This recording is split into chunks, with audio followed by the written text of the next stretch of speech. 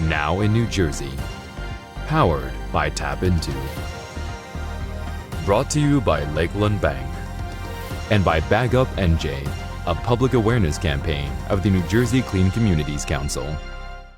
Thanks for joining us on this Tuesday, May 24th. I'm Kristina Behr. Glen Rock police make a surprising discovery in a man's car. TAPinto Glen Rock reports that police caught up with a 60-year-old erratic driver who they not only arrested for DWI, but also was in possession of nearly 150 prescription bottles of various opioid and prescription drugs that were in names of over 30 individuals. Camden gets millions to restore the Brownfields. TAPinto Camden reports the Camden Redevelopment Agency is receiving over half of $6.5 million that the U.S. Environmental Protection Agency awarded the state for brownfield restoration projects. Officials announced that the city is going to sink most of its $3.5 million federal grant into Elijah Perry Park, which will include removing underground contaminants. Cranford fourth graders raised some money for charity. TAPinto Cranford reports a group of Orange Avenue school students raised money for St. Jude Children's Research Hospital. They set up a lemonade stand with homemade baked goodies and collected $470 in 2 hours.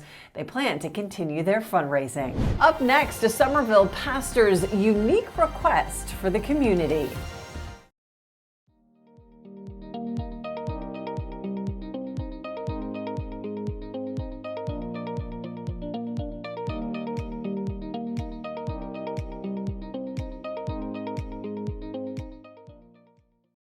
Welcome back. A Somerville pastor is attempting to organize a flash mob. He's asking for residents to join him on the steps of the church at 100 West Main Street this Thursday, May 26th at 6 p.m. for a flash mob photo op to support Red Nose Day. TAPinto Somerville publisher Rod Hirsch has the unique story. Reverend Jansen is very active in the community. The church over the years that I've known him has hosted any number of different community-based events, all for the betterment of the public good. This is his latest. The Red Nose Day originated in the United Kingdom back in 1988. Wow. And it was adopted by Comic Relief here in the States, I think in 2008. So it's been around for maybe 14 years or so. They have, between England and the United States, they've raised, I believe, over $1 billion. Wow. Yeah, it's a lot of money.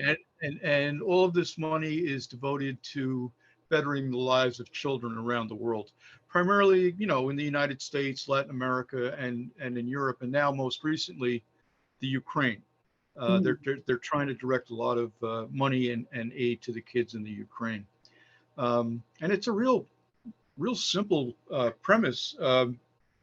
They sell these, basically Bozo. Remember Bozo? Yeah.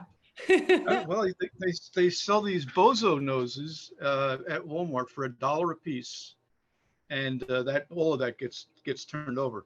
Now, Reverend Jansen in Somerville went out and bought, I think he told me 120 red noses, and frankly, he doesn't want them kicking around after the fact. So he's hoping that he gets at least 100 people to show up, and they want to fill the front steps of the church for a photo op and just, a good time kind of thing.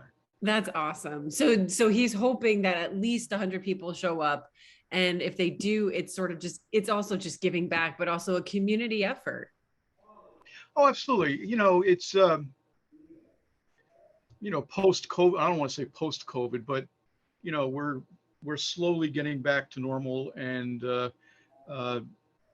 Memorial Day weekend in Somerville happens to be probably the town's biggest weekend. So this kind of just plugs into everything that's going on, and Reverend Jansen is, as I say, he does a lot of things to draw people into the church. This will kind of finish it off,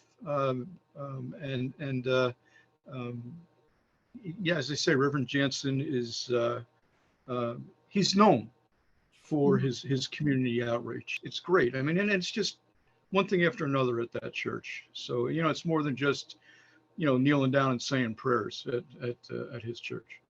To reach TAPinto's large local audience, visit tapintomarketing.net. Thank you for joining us. This has been Now in New Jersey, powered by TAPinto, brought to you by Lakeland Bank and Bag Up NJ, a public awareness campaign of the New Jersey Clean Communities Council.